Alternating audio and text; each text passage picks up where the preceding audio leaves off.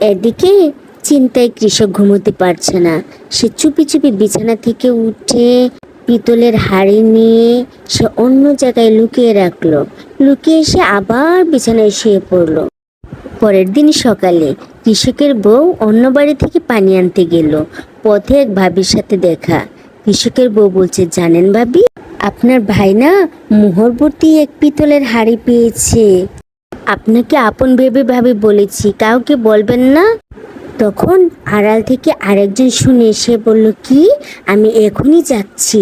সে দৌড়ে জমিদারের কাছে গেল।